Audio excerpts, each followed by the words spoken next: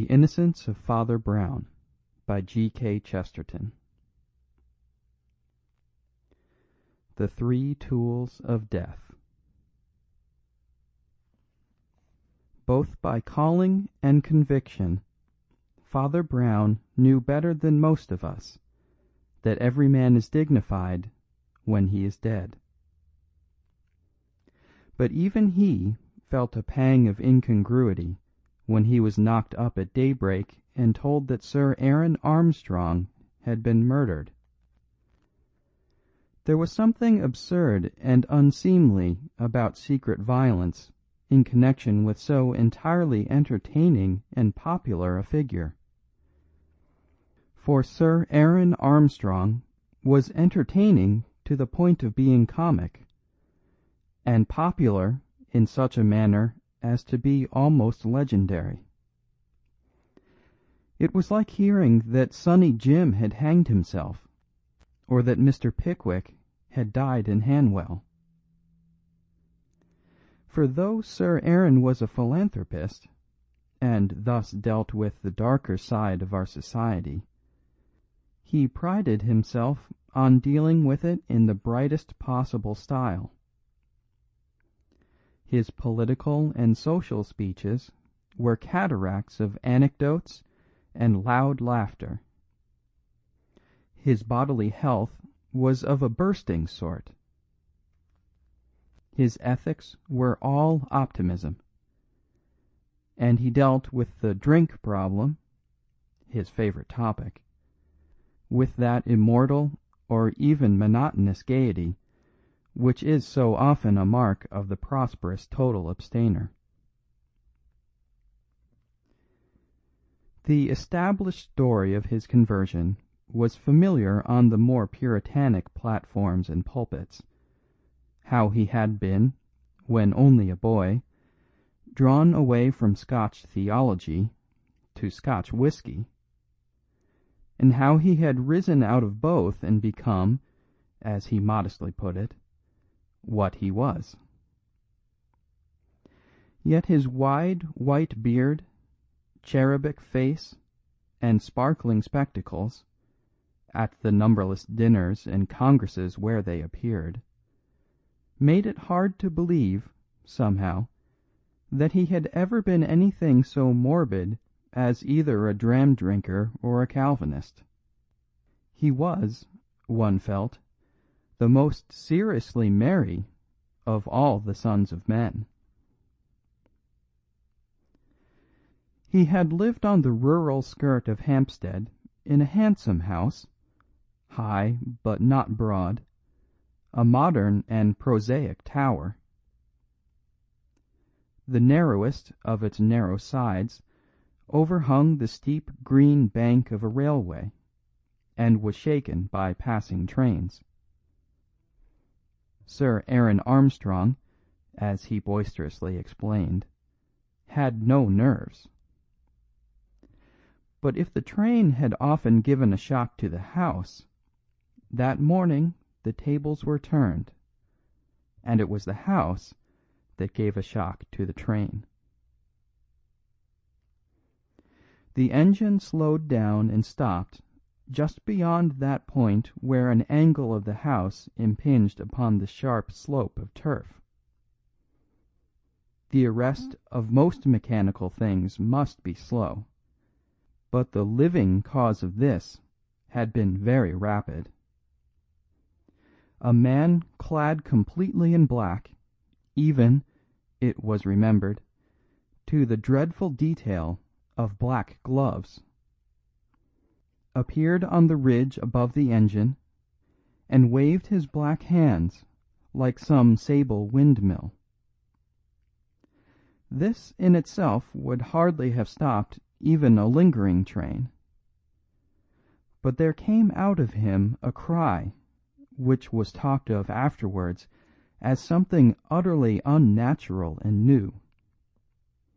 It was one of those shouts that are horridly distinct even when we cannot hear what is shouted. The word in this case was murder. But the engine driver swears he would have pulled up just the same if he had heard only the dreadful and definite accent and not the word. The train once arrested, the most superficial stare could take in many features of the tragedy. The man in black on the green bank was Sir Aaron Armstrong's manservant Magnus. The baronet in his optimism had often laughed at the black gloves of this dismal attendant, but no one was likely to laugh at him just now. So soon as an inquirer or two had stepped off the line and across the smoky hedge, they saw, rolled down almost to the bottom of the bank, the body of an old man in a yellow dressing gown with a very vivid scarlet lining. A scrap of rope seemed caught about his leg, entangled presumably in a struggle. There was a smear or so of blood, though very little. But the body was bent or broken into a posture impossible to any living thing. It was Sir Aaron Armstrong. A few more bewildered moments brought out a big, fair-bearded man, whom some travellers could salute as the dead man's secretary, Patrick Royce, once well known in Bohemian society, and even famous in the Bohemian arts. In a manner more vague, but even more convincing, he echoed the agony of the servant. By the time the third figure of that household, Alice Armstrong, daughter of the dead man, had come already tottering and wavering into the garden, the engine driver had put a stop to his stoppage. The whistle had blown, and the train had panted on to get help from the next station.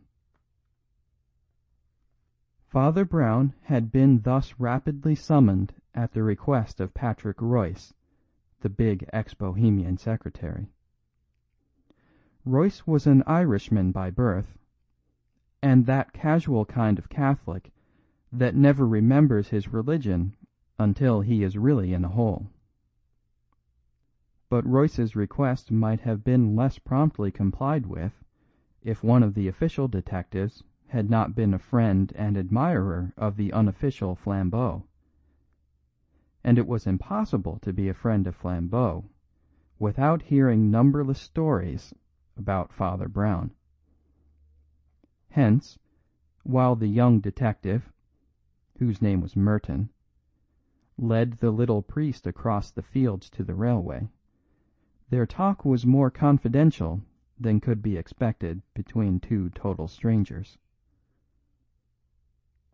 "As far as I can see," said Mr. Merton candidly, "there is no sense to be made of it at all. There is nobody one can suspect. Magnus is a solemn old fool, far too much of a fool to be an assassin.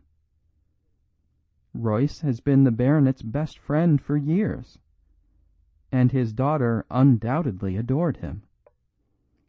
Besides, it's all too absurd. Who would kill such a cheery old chap as Armstrong? Who could dip his hands into the gore of an after-dinner speaker? It would be like killing Father Christmas."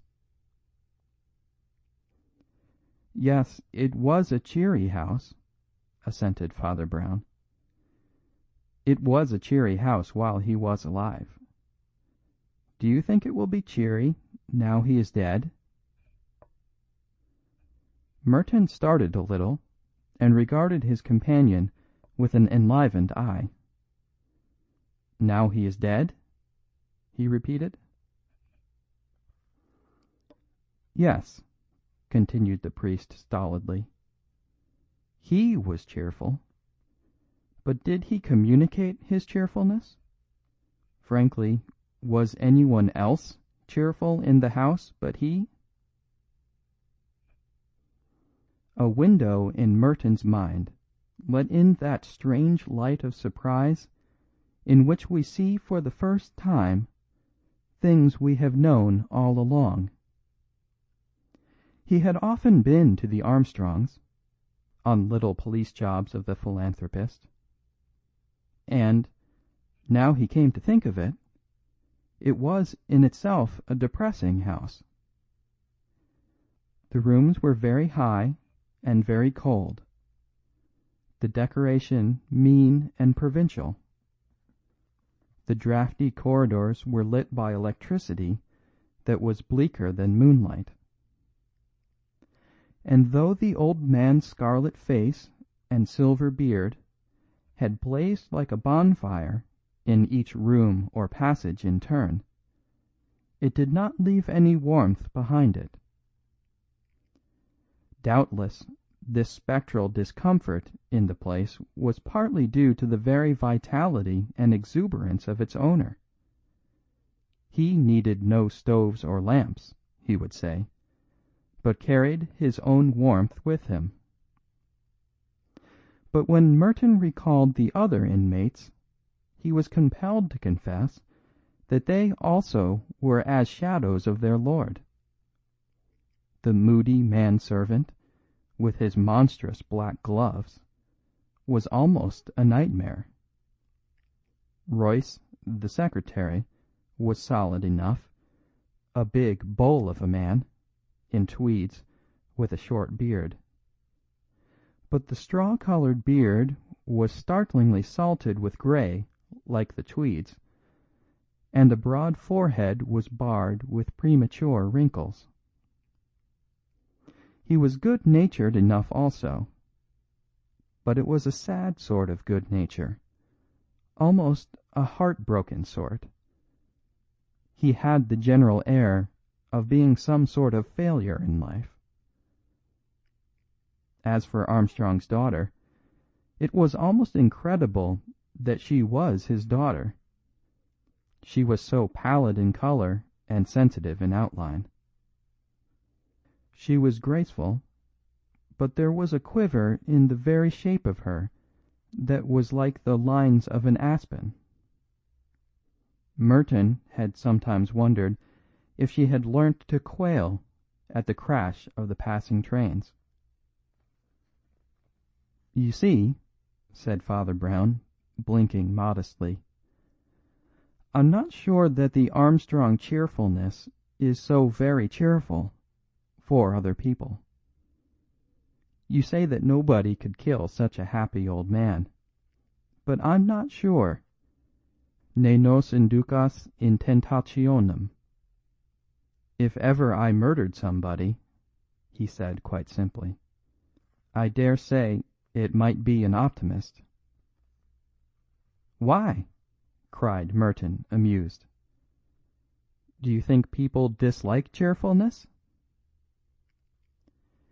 "People like frequent laughter," answered Father Brown, "but I don't think they like a permanent smile.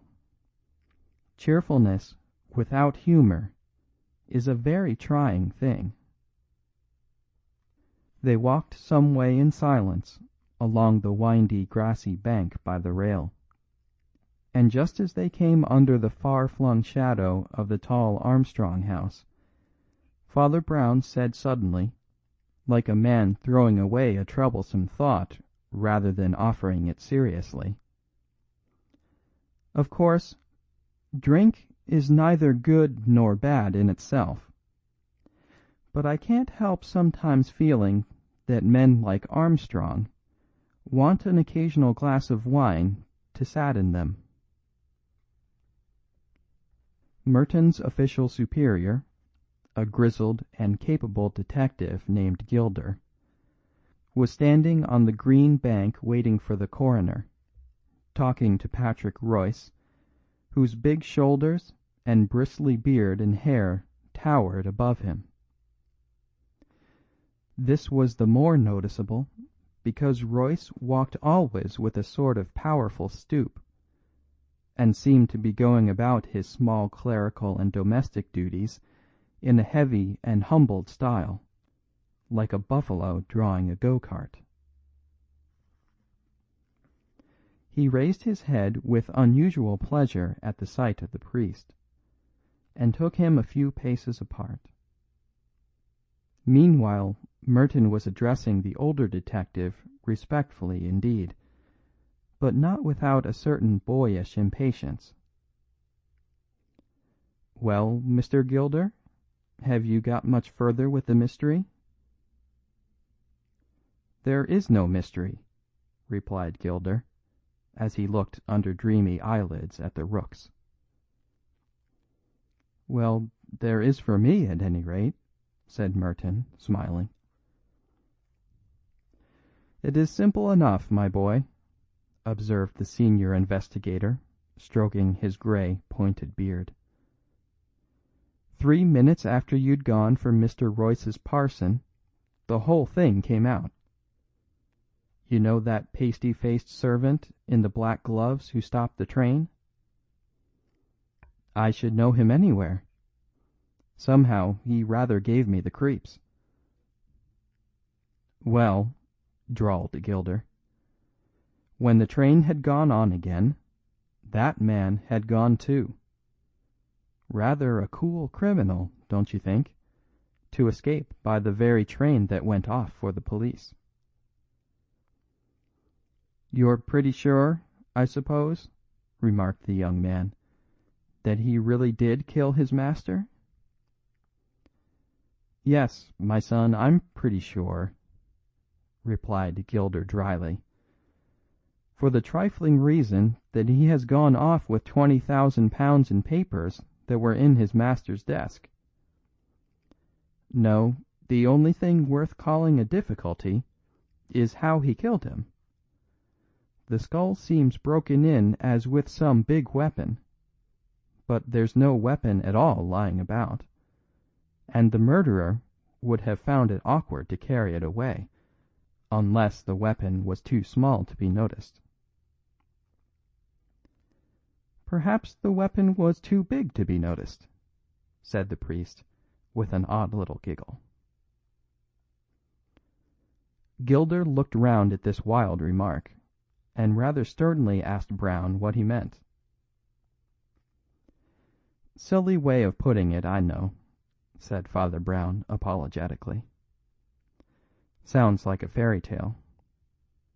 But poor Armstrong was killed with a giant's club. A great green club, too big to be seen, and which we call the earth. He was broken against this green bank we are standing on." "How do you mean?" asked the detective quickly. Father Brown turned his moon face up to the narrow façade of the house and blinked hopelessly up. Following his eyes, they saw that right at the top of this otherwise blind back quarter of the building, an attic window stood open. "Don't you see?" he explained, pointing a little awkwardly like a child. "He was thrown down from there." Gilder frowningly scrutinized the window, and then he said, "Well, it is certainly possible, but I don't see why you are so sure about it." Brown opened his grey eyes wide. "Why," he said, "there's a bit of rope round the dead man's leg. Don't you see that other bit of rope up there, caught at the corner of the window? At that height the thing looked like the faintest particle of dust or hair, but the shrewd old investigator was satisfied. 'You're quite right, sir,' he said to Father Brown. 'That is certainly one to you.' Almost as he spoke, a special train with one carriage took the curve of the line on their left, and, stopping, disgorged another group of policemen, in whose midst was the hang-dog visage of Magnus, the absconded servant. "By Jove, they've got him!" cried Gilder, and stepped forward with quite a new alertness. "Have you got the money?" he cried to the first policeman. The man looked him in the face with a rather curious expression and said, "No." Then he added, "At least, not here." "Which is the inspector, please?" asked the man called Magnus. When he spoke, everyone instantly understood how this voice had stopped a train. He was a dull-looking man with flat black hair, a colourless face, and a faint suggestion of the East in the level slits in his eyes and mouth. His blood and name, indeed, had remained dubious ever since Sir Aaron had rescued him from a waitership in a London restaurant, and, as some said, from more infamous things. But his voice was as vivid as his face was dead.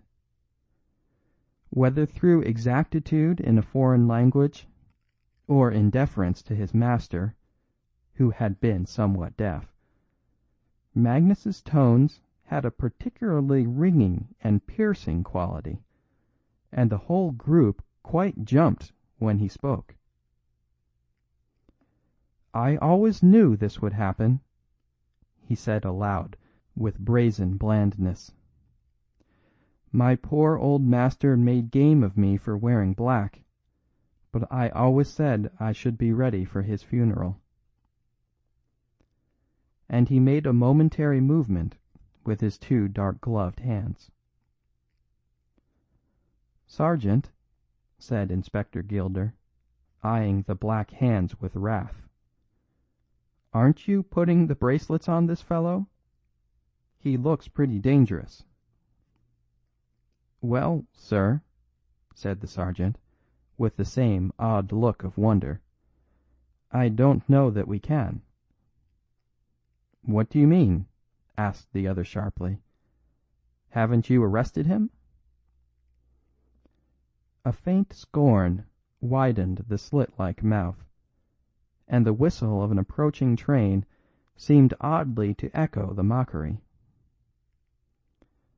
"We arrested him," replied the sergeant gravely, "just as he was coming out of the police station at Highgate, where he had deposited all his master's money in the care of Inspector Robinson." Gilder looked at the manservant in utter amazement. "Why on earth did you do that?" he asked of Magnus. "To keep it safe from the criminal, of course," replied that person placidly. "Surely," said Gilder, "Sir Aaron's money might have been safely left with Sir Aaron's family." The tail of his sentence was drowned in the roar of the train as it went rocking and clanking. But through all the hell of noises to which that unhappy house was periodically subject, they could hear the syllables of Magnus's answer in all their bell-like distinctness. "I have no reason to feel confidence in Sir Aaron's family." All the motionless men had the ghostly sensation of the presence of some new person, and Merton was scarcely surprised when he looked up and saw the pale face of Armstrong's daughter over Father Brown's shoulder.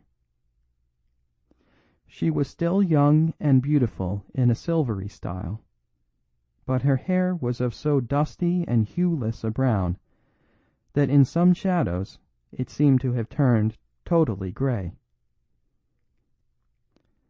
"Be careful what you say," said Royce gruffly. "You'll frighten Miss Armstrong." "I hope so," said the man with the clear voice. As the woman winced, and everyone else wondered, he went on. "I am somewhat used to Miss Armstrong's tremors. I have seen her trembling off and on for years, and some said she was shaking with cold, and some she was shaking with fear. But I know she was shaking with hate and wicked anger, fiends that have had their feast this morning. She would have been away by now with her lover and all the money, but for me. Ever since my poor old master prevented her from marrying that tipsy blackguard. Stop, said Gilder very sternly. We have nothing to do with your family fancies or suspicions. Unless you have some practical evidence, your mere opinions— "Oh, I'll give you practical evidence," cut in Magnus, in his hacking accent. "You'll have to subpoena me, Mr. Inspector, and I shall have to tell the truth. And the truth is this. An instant after the old man was pitched bleeding out of the window, I ran into the attic and found his daughter swooning on the floor with a red dagger still in her hand. Allow me to hand that also to the proper authorities." He took from his tail pocket a long-hilted knife with a red smear on it, and handed it politely to the sergeant. Then he stood back again, and his slits of eyes almost faded from his face in one fat Chinese sneer. Merton felt an almost bodily sickness at the sight of him, and he muttered to Gilder, "Surely you would take Miss Armstrong's word against his." Father Brown suddenly lifted a face so absurdly fresh that it looked somehow as if he had just washed it. "Yes," he said, radiating innocence. "But is Miss Armstrong's word against his?" The girl uttered a startled, singular little cry. Everyone looked at her. Her figure was rigid, as if paralyzed. Only her face, within its frame of faint brown hair, was alive with an appalling surprise. She stood like one, of a sudden, lassoed and throttled. "This man," said Mr. Gilder gravely, "actually says that you were found grasping a knife, insensible, after the murder." "He says the truth," answered Alice. The next fact of which they were conscious was that Patrick Royce strode with his great stooping head into their ring, and uttered the singular words, "Well, if I've got to go, I'll have a bit of pleasure first." His huge shoulder heaved, and he sent an iron fist smash into Magnus's bland Mongolian visage, laying him on the lawn as flat as a starfish. 2 or 3 of the police instantly put their hands on Royce. But to the rest it seemed as if all reason had broken up, and the universe were turning into a brainless harlequinade. "None of that, Mr. Royce," Gilder had called out authoritatively. "I shall arrest you for assault." "No, you won't," answered the secretary in a voice like an iron gong. "You will arrest me for murder." Gilder threw an alarmed glance at the man knocked down. But since that outraged person was already sitting up and wiping a little blood off a substantially uninjured face, he said only shortly, "What do you mean?" "It is quite true, as the fellow says," explained Royce, "that Miss Armstrong fainted with a knife in her hand. But she had not snatched the knife to attack her father, but to defend him." "To defend him," repeated Gilder gravely. "Against whom?" "Against me," answered the secretary. Alice looked at him with a complex and baffling face. Then she said in a low voice, "After it all, I am still glad you are brave." "Come upstairs," said Patrick Royce heavily, "and I will show you the whole cursed thing." The attic, which was the secretary's private place, and rather a small cell for so large a hermit, had indeed all the vestiges of a violent drama. Near the centre of the floor lay a large revolver as if flung away.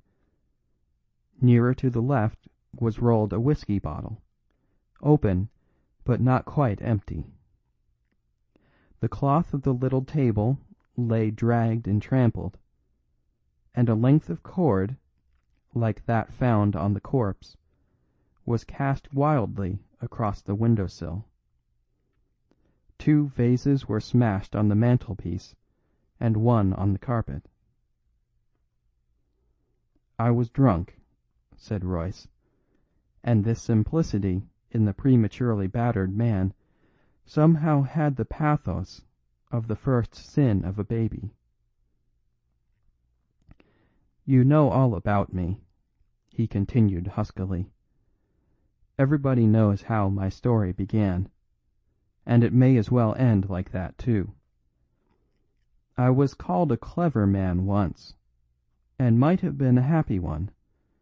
Armstrong saved the remains of a brain and body from the taverns, and was always kind to me in his own way, poor fellow. Only he wouldn't let me marry Alice here, and it will always be said that he was right enough. Well, you can form your own conclusions, and you won't want me to go into details. That is my whiskey bottle half emptied in the corner. That is my revolver quite emptied on the carpet. It was the rope from my box that was found on the corpse, and it was from my window the corpse was thrown. You need not set detectives to grub up my tragedy. It is a common enough weed in this world. I give myself to the gallows, and, by God, that is enough." At a sufficiently delicate sign, the police gathered round the large man to lead him away. But their unobtrusiveness was somewhat staggered by the remarkable appearance of Father Brown, who was on his hands and knees on the carpet in the doorway, as if engaged in some kind of undignified prayers. Being a person utterly insensible to the social figure he cut, he remained in this posture, but turned a bright round face up at the company, presenting the appearance of a quadruped with a very comic human head. "I say," he said good-naturedly, "this really won't do at all, you know. At the beginning you said we'd found no weapon. But now we're finding too many. There's the knife to stab, and the rope to strangle, and the pistol to shoot. And after all, he broke his neck by falling out of a window.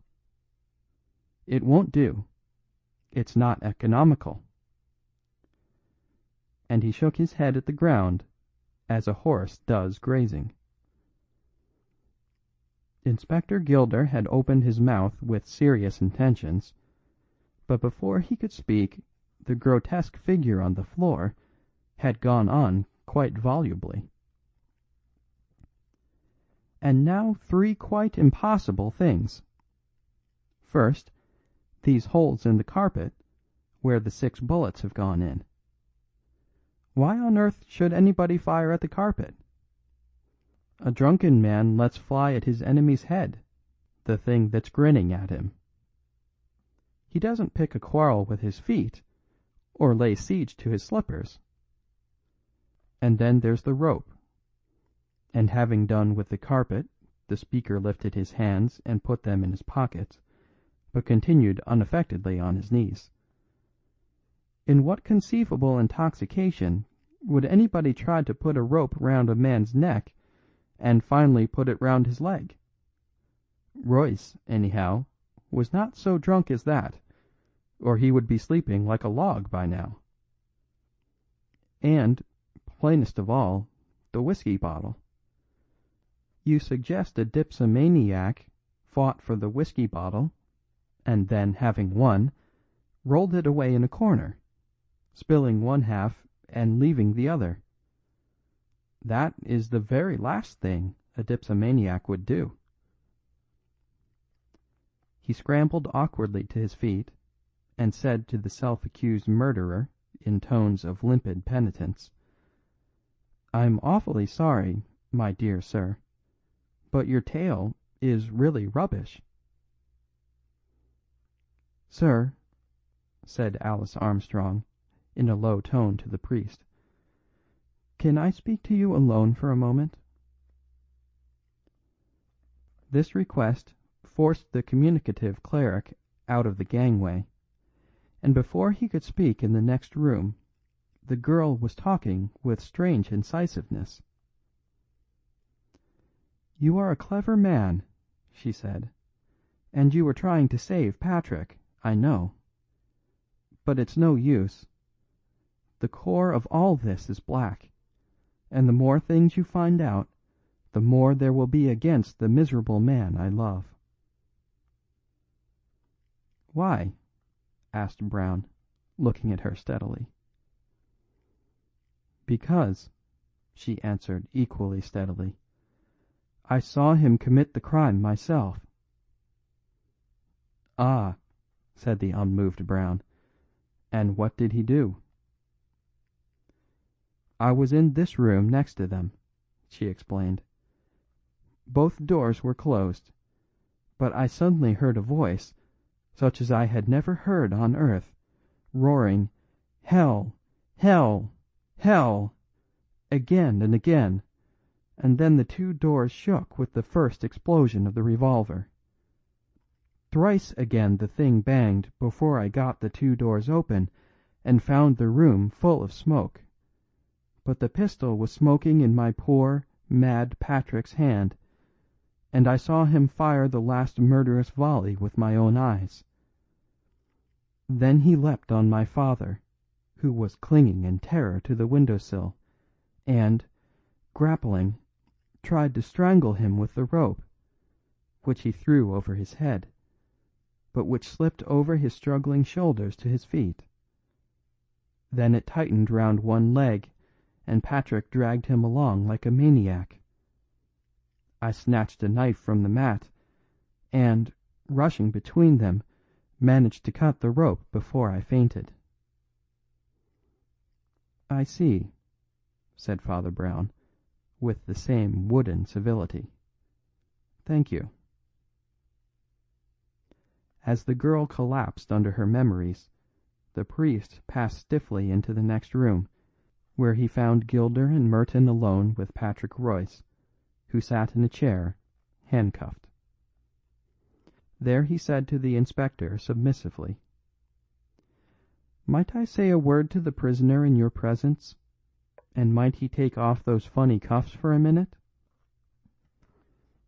"He is a very powerful man," said Merton in an undertone.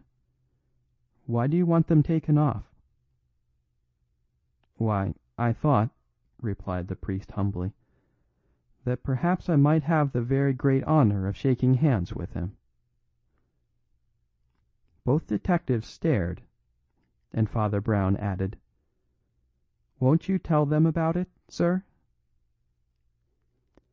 The man on the chair shook his tousled head, and the priest turned impatiently. "Then I will," he said. "Private lives are more important than public reputations. I am going to save the living, and let the dead bury their dead." He went to the fatal window and blinked out of it as he went on talking. "I told you that in this case there were too many weapons and only one death. I tell you now that they were not weapons, and were not used to cause death.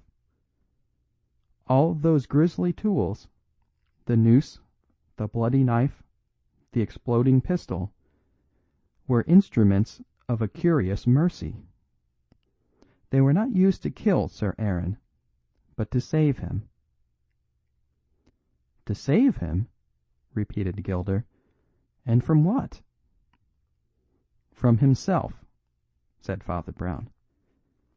He was a suicidal maniac. What? Cried Merton in an incredulous tone. And the religion of cheerfulness? It is a cruel religion, said the priest, looking out of the window. Why couldn't they let him weep a little, like his fathers before him? His plans stiffened, his views grew cold. Behind that merry mask was the empty mind of an atheist. At last, to keep up his hilarious public level, he fell back on that dram drinking he had abandoned long ago. But there is this horror about alcoholism in a sincere teetotaler, that he pictures and expects that psychological inferno from which he has warned others. It leapt upon poor Armstrong prematurely, and by this morning he was in such a case that he sat here and cried he was in hell, in so crazy a voice that his daughter did not know it. He was mad for death, and with the monkey tricks of the mad he had scattered round him death in many shapes, a running noose and his friend's revolver and a knife. Royce entered accidentally and acted in a flash. He flung the knife on the mat behind him, snatched up the revolver, and having no time to unload it, he emptied it, shot after shot, all over the floor. The suicide saw a fourth shape of death, and made a dash for the window. The rescuer did the only thing he could, ran after him with the rope, and tried to tie him hand and foot. Then it was that the unlucky girl ran in, and, misunderstanding the struggle, strove to slash her father free. At first she only slashed poor Royce's knuckles, from which has come all the little blood in this affair. But, of course, you noticed that he left blood, but no wound, on that servant's face? Only before the poor woman swooned, she did hack her father loose, so that he went crashing through that window into eternity. There was a long stillness, slowly broken by the metallic noises of Gilder unlocking the handcuffs of Patrick Royce, to whom he said, "I think I should have told the truth, sir. You and the young lady are worth more than Armstrong's obituary notices." "Confound Armstrong's notices!" cried Royce roughly. "Don't you see it was because she mustn't know?" "Mustn't know what?" asked Merton. "Why, that she killed her father, you fool!" roared the other. "He'd have been alive now but for her. It might craze her to know that." "No, I don't think it would," remarked Father Brown, as he picked up his hat. "I rather think I should tell her.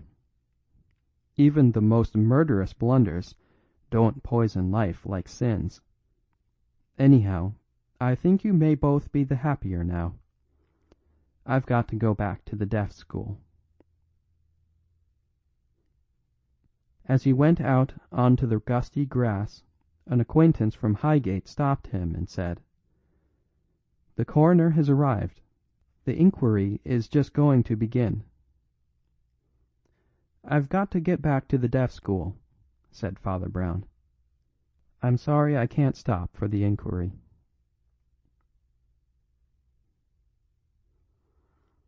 End of The Three Tools of Death.